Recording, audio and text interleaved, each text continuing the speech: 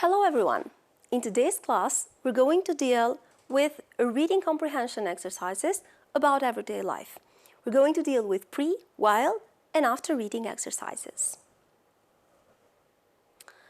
Now, before you read the text, in spite of what kind of text is it, and despite the task you're going to complete, please bear in mind that the title and the subtitle is very important. They always give you a better idea of what the text will be about. And in this case, the title of the reading part is, "Where did you get that dress?" Now, what do you think it will be about? Then, during the text, you're going to deal with new words. And try to think of their meaning while I read them. Bargain, memorabilia, plain, flowing, talking point, to get caught in a storm. Remember that in any kind of text, you will have to deal with new words or phrases, but not all of them are important for the meaning of the task. Now, this kind of text is a gap text. 8 sentences have been removed from it. Choose from the sentences A to I, the one that fits each space. There is one extra sentence that you do not need to use. Now, let's read the part together. Where did you get that dress? As a young child, Gwen Crowley would often borrow her older sister's clothes and dress up as a princess or an actress. Gwen, 34, still likes to put on other people's clothes. Only now, the blouses and dresses she wears used to belong to famous film stars.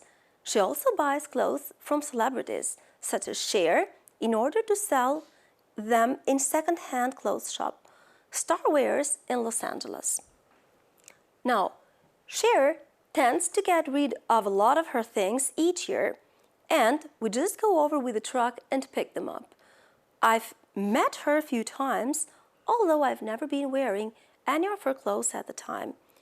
As you see, the first one has been done as an example. However, let's move on with the text, and in the end, you will try to find which of these sentences best fits each part. I love Cher's style. I have her shoes, her jewelry, and even some of her furniture. They're a real bargain because I pay less for them than she did originally.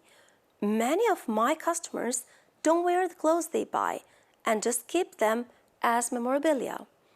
I also had the denim shirt which I bought from Mel Gibson. I wore it all the time, even when I was decorating the house. I really liked that shirt, and it was great fun telling people which famous person owned it before. My first ever purchase was a white t-shirt of Cher's that had peace signs all over it, and which I wore until it fell to pieces. But my favorite item of clothing at the moment is a black shirt of hers by Ghost. I'm a little bigger than her, so her clothes are often quite tight on me.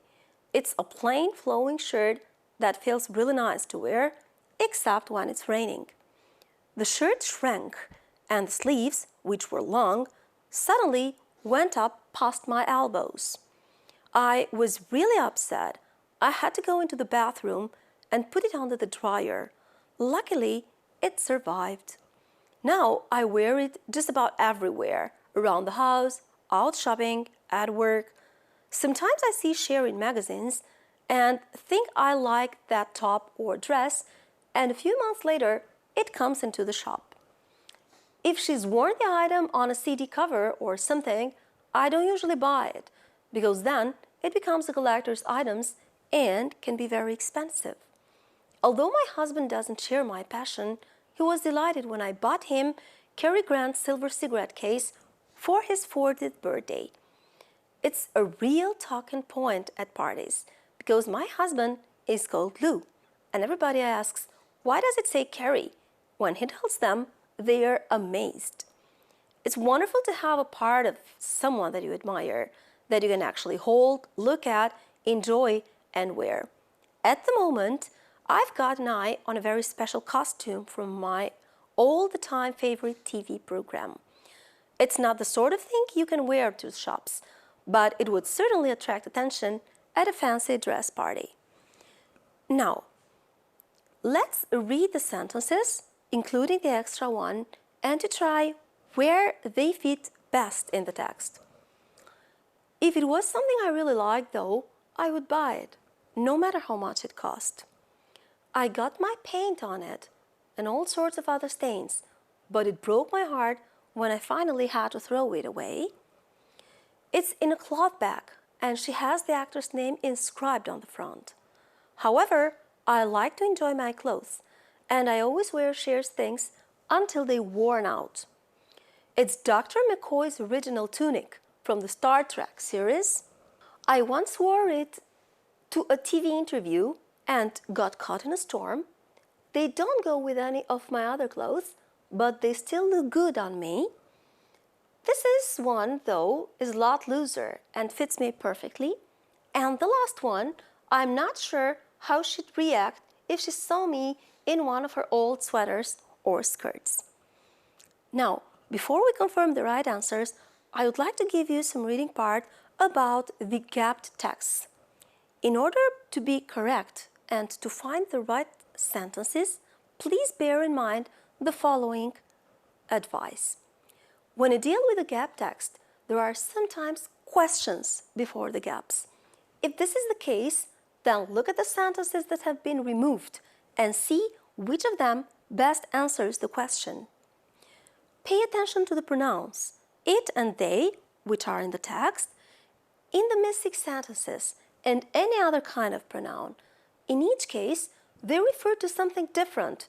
When you make your choice, please make sure that the whole sentence fits in with the meaning of the text before and after the space. And lastly, look for contrasting ideas between the information in the text and the removed sentences. Words such as but, whereas, nevertheless, although, etc. could be a very important clue that connects a part of the text. Now, let's confirm the answers together. The first one is D.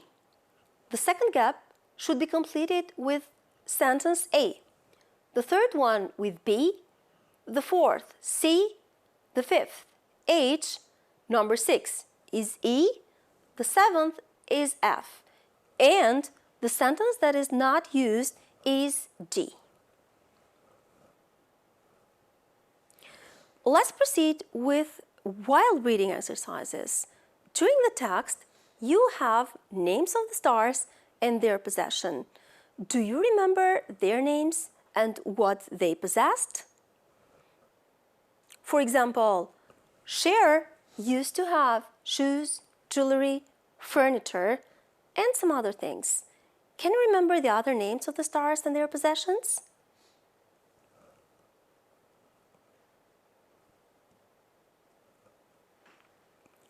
Now, here are the answers in case you're not sure or did not remember. So Cher used to possess, apart from shoes, jewelry, furniture, she had white t-shirt, black shirt, also mentioned as top or dress in the text. Mel Gibson used to have a denim shirt, Cary Grant, the silver cigarette case, and Dr. McCoy used to have his tunic. The next exercise.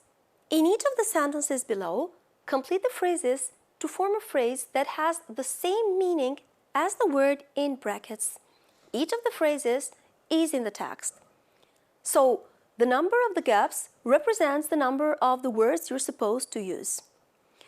I'm going to dress Batman for Jackie's fancy party, and it should mean put on clothes to look like her. My jeans were so old they eventually fell, and it should mean broke up into different parts.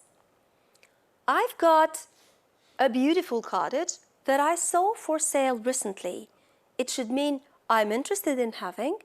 And the last one, it broke when I finally had to throw away my old jumper, and it should mean made me sad. Have you got an idea of how you are supposed to complete the gaps? Did you find the word? You can confirm them in the answers now. You dress up as means you put on clothes to look like someone. If something falls to pieces, it breaks up into different parts, then I've got my eye on something, and if you have your eye on something, means you're interested in having something. And the last one, it broke my heart, which in this case is, it made me sad. This was all we had prepared for you today. Thank you all for your attention.